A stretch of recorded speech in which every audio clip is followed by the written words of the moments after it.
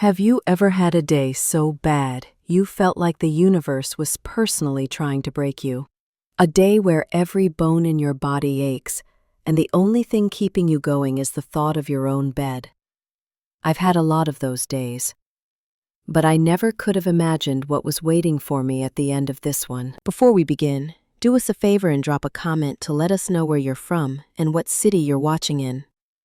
We love seeing how far our stories travel. And after you've heard the whole thing, don't forget to tell us what you would have done in my shoes. Be honest, we read every single comment. Let's begin. The crash of the stainless steel tray against the counter was a sharp, angry sound, but it barely managed to cut through the customer's impatient voice. "Miss, I've been waiting for 20 minutes for a coffee refill. Are you even listening?" I swallowed the lump of exhaustion in my throat and forced a smile that felt like cracking plaster. "Right away, sir. My apologies." I slid his half-eaten plate of fries across the slick counter, my arms trembling from the strain. It was the 14th hour of my double shift. My back wasn't just aching, it was a searing column of fire. The cheap polyester of my uniform was plastered to my skin with the sticky film of sweat and grease from the fryer. Working at the Morning Glory Diner was the opposite of glamorous, but it paid the bills, or at least it was supposed to. It kept the lights on in the little house Grandma had left me, the one place on earth that felt like mine. Every greasy plate I carried, every fake smile I offered was a brick in the foundation of my own small, quiet life. By the time I finally clocked out, the city sky was a bruised purple, dotted with the first faint stars. My feet, swollen and sore, squished inside my non-slip shoes as I dragged myself down the block. The cool night air was a relief, washing over my overheated skin. All I could think about was the ritual that awaited me.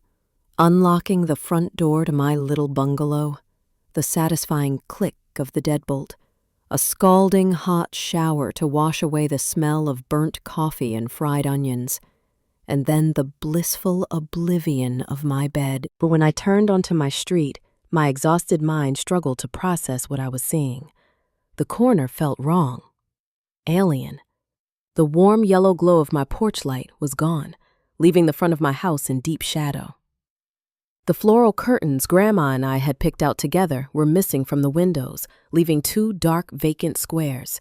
And sitting in my driveway, like a monstrous metal beast, was a moving truck. Its tailgate was open, and in the harsh glare of a single utility light, two men were tossing my furniture inside as if it were scrap wood. My grandmother's rocking chair, the one with the worn, smooth arms, was heaved in and landed with a sickening crack. "What the hell?" The words escaped my lips in a raw, broken whisper. My bag, heavy with my uniform and a half-eaten sandwich, slipped from my shoulder and hit the pavement with a dull thud. My legs felt like lead, but I ran. Stumbling, gasping, I reached the edge of my lawn. One of the movers, a large man with a weary expression, barely glanced at me. "Can't be here, miss." "Private property." "This is my property!" I choked out, my heart hammering against my ribs so hard I couldn't breathe. "This is my house!" "What are you doing?" he sighed, wiping a hand across his forehead. "You the tenant?" "Riley?" "I'm the owner," I corrected, my voice shaking. "My name is Riley." "Well, Riley, we got orders from the owners. House was sold this morning. Everything's being cleared out for the new buyers. We're just doing our job." The world tilted. My vision swam. Sold? Number. It's not possible. My name is on the... Before I could finish the thought, a laugh cut through the night air. It was light, sharp, and perfectly manicured, a sound I had known and dreaded my entire life. I turned, and there she was.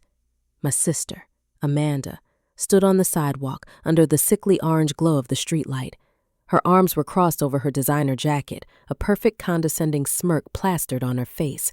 Her blonde hair was flawless, her makeup immaculate.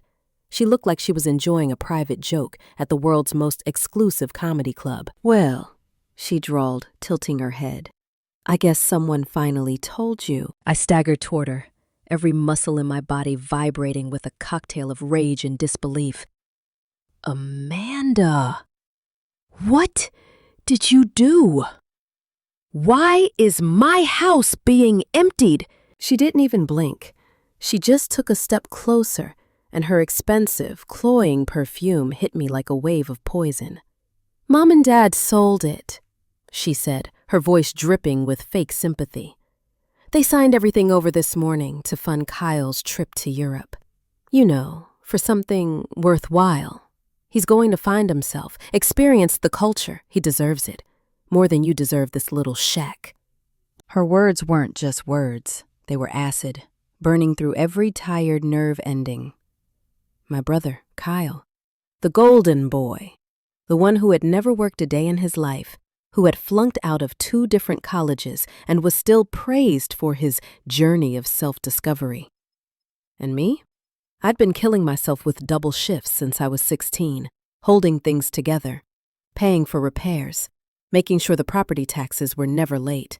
I was the reliable one, the boring one, the one they could always count on, and therefore the one they never had to consider. I felt a strange calm settle over the chaos in my chest.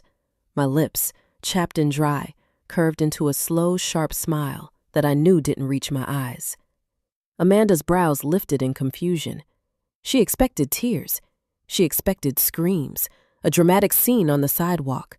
She thought she'd finally, completely crushed me. Instead, I leaned in and whispered, my voice barely audible over the sound of my life being dismantled behind me. Wait until you hear who really owned that land. For the first time that night, the color drained from her perfectly contoured face. Her smirk faltered. Because she didn't know. None of them knew. My grandmother was a quiet woman, but she was not a foolish one.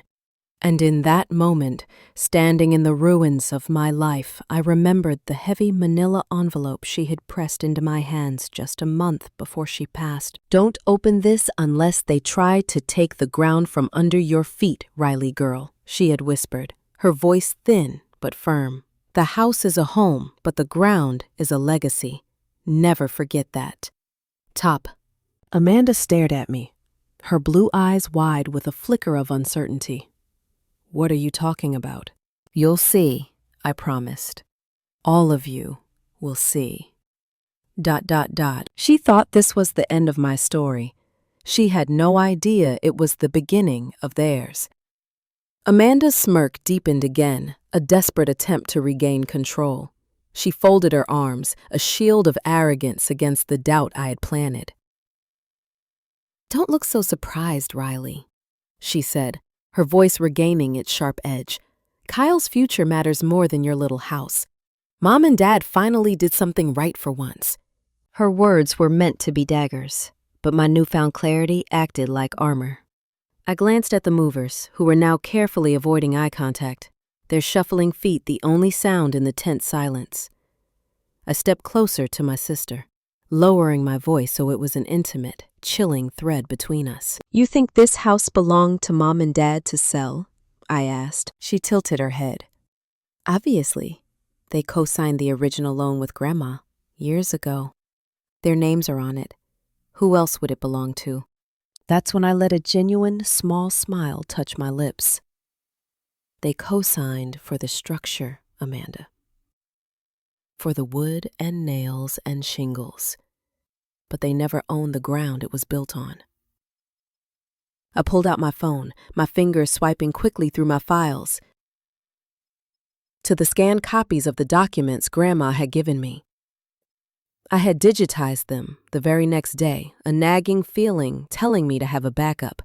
The official county seal glared from the screen, an irrefutable symbol of truth. You should have paid more attention in school instead of just focusing on your social status. Grandma didn't leave the land to Mom and Dad. She established a land trust and left the sole beneficiary interest to me. It's legally recorded, witnessed, and sealed. They sold a building, but they don't own the property it sits on. Amanda's eyes darted from my phone to the movers, then back to me. The crack in her confidence was now a chasm, revealing the raw fear beneath. You're bluffing. You're making this up. Am I? I said softly. I spent the night on the lumpy couch of my coworker Maria, who took one look at my face and ushered me in without a word, pressing a hot cup of tea into my trembling hands. I didn't sleep. Instead, I sat in her dim living room going over the documents again and again, the legal jargon slowly morphing from confusing text into a beautiful, impenetrable fortress. By dawn, I wasn't just angry. I was armed. I called my father at 8 a.m. sharp. "What do you want, Riley?" he answered, his voice thick with sleep and irritation. "I want you, Mom, Amanda, and Kyle to meet me at the county recorder's office at 10 o'clock, I said, my own voice startling me with its steadiness. He scoffed. "We're not doing this." "It's done. The papers are signed. Kyle is packing for Florence." "If you are not there," I said, leaving no room for argument, "I will proceed with legal action that will not only halt the sale, but will also involve a fraud investigation. 10 o'clock. Be there." I hung up before he could respond. And now, here they were. At 9:59, they swept into the sterile, quiet government building as if they owned it. Amanda, clicking down the polished hall in heels too loud for the occasion, still trying to project an aura of victory.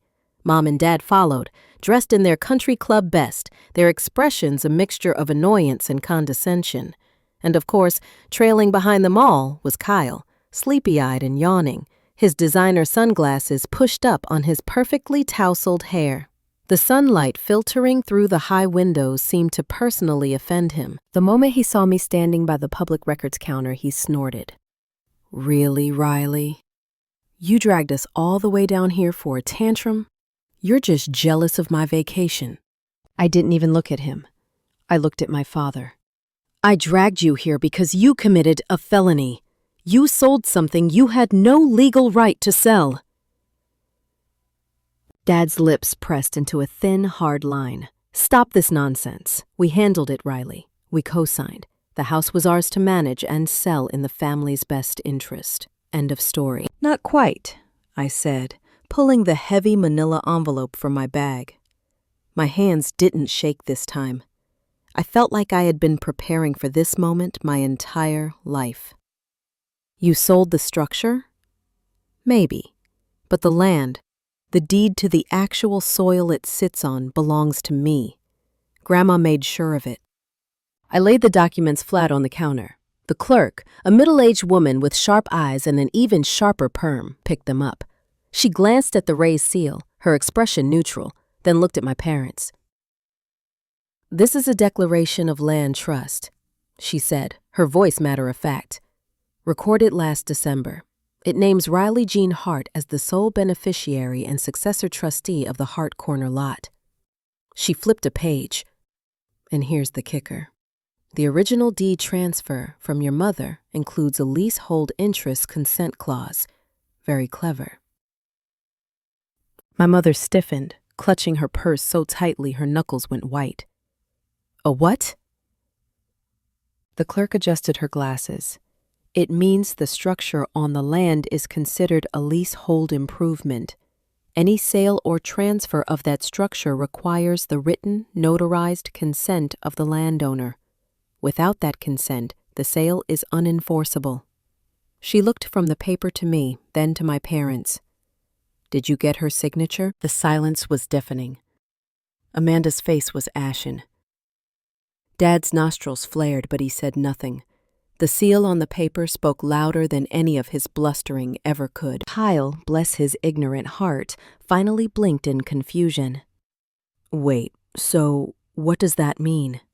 "About the money. The buyers already wired it to escrow." The clerk, clearly enjoying this more than her usual duties, read directly from the clause. "Any transfer of leasehold improvements made in violation of the consent clause shall be considered null and void, and shall result in the full net proceeds of the attempted sale reverting immediately and entirely to the landowner as liquidated damages." She took off her glasses and looked straight at me. "That's you." The air in the room became thick, heavy and unbreathable. Amanda finally found her voice, a choked whisper. You're lying.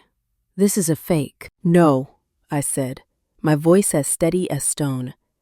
You sold the roof over my head for a vacation. But Grandma made sure I would always have the ground beneath my feet. That money you thought would send Kyle backpacking through Europe, it's mine now. Every single cent. Kyle's sunglasses slipped down his nose. You've got to be kidding me. I finally turned to face all of them, the full force of years of resentment fueling my words. My voice was sharp, carrying the weight of every sleepless night, every double shift, every casual insult they had ever thrown my way. You treated me like I was disposable, like my work didn't matter, like my life was less valuable than Kyle's endless finding himself tour. But here's the truth. Grandma saw me. She knew who I was. She trusted me. And now, you'll all see just how big of a mistake you made. For the first time in my entire life, they weren't laughing, or mocking, or sneering at me. They were silent. Utterly, devastatingly silent. Because the one thing they truly valued, the one thing that defined their worth, money, had just slipped right through their greedy fingers and landed squarely in mine.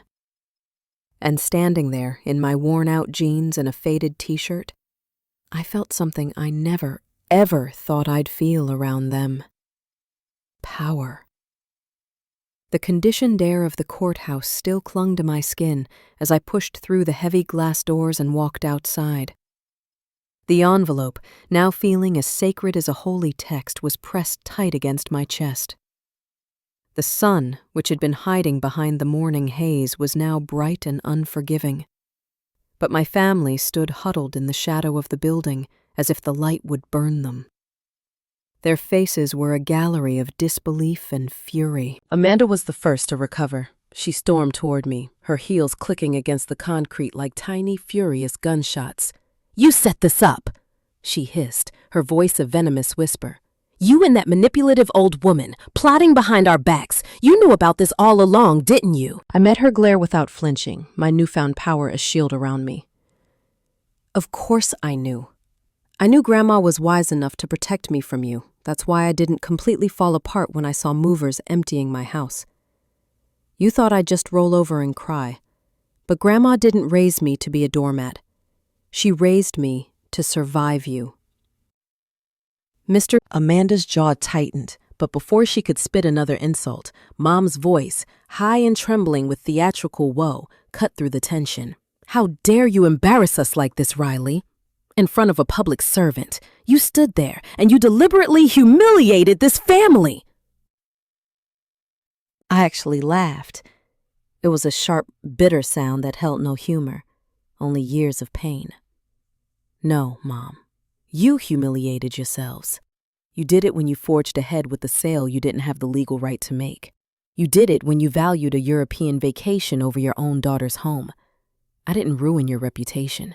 You torched it all on your own." Dad finally stepped forward, his face a blotchy red, his voice booming with forced authority. "You think you're so clever, waving that paperwork around like you're some kind of lawyer? Let me remind you, Riley, you wouldn't have even had that house if it weren't for us. We co-signed. We carried the risk." I squared my shoulders, looking my father directly in the eye for what felt like the first time. "You co-signed because Grandma's credit was shot after paying for your first failed business venture. And then she made sure you couldn't touch the one thing that mattered most. She knew what you'd do. She knew you'd always put Kyle first. That's why she legally locked you out and gave me the ground beneath the house. She didn't trust you, and today you proved her right." Kyle scoffed, finally finding his voice, though it lacked its usual swagger. "So what, Riley? You got the money, congratulations. You're still just a waitress slinging hash at a greasy spoon. Do you really think owning some dirt makes you better than me?" I turned my full attention to him, my voice dropping, becoming softer, sadder. "No, Kyle. What makes me better is that I have worked for everything I have. I don't need my parents to steal from my sister to pay for my life. I don't need handouts. I've been surviving without your approval my whole life. And now, I'm going to thrive without it." For a moment, his smug expression faltered. He looked around, suddenly aware that a small audience had gathered, a few lawyers on their smoke break, a couple leaving the courthouse hand in hand. Their curious glances flicked between us. It wasn't a private family argument anymore. It was a public unraveling. My family, so obsessed with appearances, was being stripped bare for strangers to see. Amanda tugged on Mom's sleeve, whispering urgently. Mom nodded, then attempted to soften her tone, the old manipulative tactic she always used when she was losing. "Listen, Riley, you've made your point. But think about what you're doing. This money, it was for Kyle's opportunities. Don't you want your brother to have a future? Isn't family more important than money?" My throat tightened, not with tears, but with a white-hot fury. "Family," I repeated, my voice rising. "Family is the word you use as a shield every time you betray me. Family didn't think twice about making me homeless. Family laughed while I worked myself to the bone. Family told me I wasn't worth as much as a plane ticket. Don't you dare stand there and lecture me about family when you have never, not once, treated me like I was part of one." The silence that followed was suffocating. I could see people whispering on the edge of the steps, their eyes wide. My parents hated gossip more than anything, and now they were the main attraction. Amanda broke first, her voice sharp but shaky. "You'll regret this. You think you've won, but when that money runs out, you'll come crawling back. You always do." I took one last step toward her, so close she had to tilt her chin up to meet my eyes. "No, Amanda." "The crawling stops today." Her lips parted, but no words came out. I turned my back on them all and started walking down the courthouse steps, the heavy envelope clutched in my hand. Behind me, their voices rose, a chaotic mix of anger, panic, and desperation. But I didn't stop. I didn't look back. Every step felt like a chain snapping. Years of quiet humiliation, of feeling invisible, of being the family shock absorber, all fell away. By the time I reached the sidewalk, my phone buzzed. It was a message from the escrow officer I had contacted that morning. I stopped dead in my tracks, staring at the words. My hands trembled. It was real. The money was mine. All of it. For the first time in what felt like a lifetime, a real smile spread across my face. Not a smile of spite or bitterness, but one of sheer, unadulterated relief. They had taken everything they thought I had, but my grandmother had given me something they could never, ever steal. She had given me freedom. I walked for blocks, aimlessly, just feeling the sun on my skin. I ended up at the Morning Glory Diner. My diner. I walked in, and for the first time it didn't smell like work and exhaustion. It just smelled like coffee. I slid into a booth in the corner, the one I always tried to avoid because it was the hardest to serve, and placed the envelope gently on the vinyl seat beside me. I ordered a coffee, and when the new waitress brought it, I looked her in the eye and said, "Thank you." I finally opened the envelope. Inside, underneath the official notarized deed and trust documents, was another smaller envelope, a personal one. My name was written on the front, and Grandma's shaky, elegant cursive. With trembling fingers, I opened it. Inside was a letter. "My dearest Riley girl, if you are reading this, it means they did exactly what I feared they would. I am so sorry you had to go through that, my child. But I am not sorry for giving you this weapon to fight back. I saw you. When they were all blinded by Kyle's shine and Amanda's sparkle, I saw your steady light.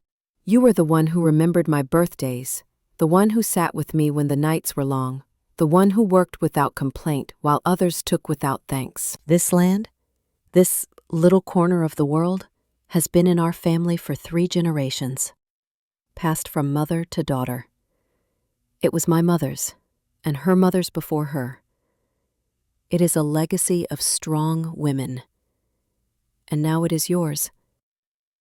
The money from the sale will give you a fresh start. It is not for revenge, Riley. It is for freedom. Use it to build a life so beautiful and full that you forget the small people who tried to tear you down. But there's one more thing you need to know. The Hart Corner Land Trust isn't just a name I made up. For the past 2 years, I have been quietly investing.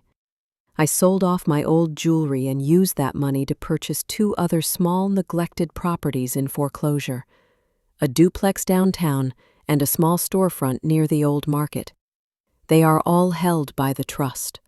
They are all yours. You haven't just inherited a plot of land, my dear girl. You have inherited a small business. I was too old to get it off the ground, but you can. You have the heart and you have the grit. You are not just a waitress, Riley. You are a landowner, a proprietor. You are the future of our family's legacy. Be brave, be kind, and never ever let anyone make you feel like you are not enough. You were always more than enough for me. All my love, Grandma Eleanor. Tears I hadn't allowed myself to shed streamed down my face, dripping onto the worn Formica tabletop. They weren't tears of sadness or anger. They were tears of overwhelming love and gratitude. She hadn't just given me the ground beneath my feet. She had given me a foundation to build an empire. My phone buzzed again. A new message. It was from the bank, a notification that the Hart Corner Land Trust account had been fully activated and funded. I stared at the 6-figure number, but it wasn't the money that made my heart swell. It was the name of the account. It was the name of my future. I took a long, slow sip of my coffee. It was the best cup of coffee I had ever tasted, because for the first time in my life, I wasn't just surviving, I was beginning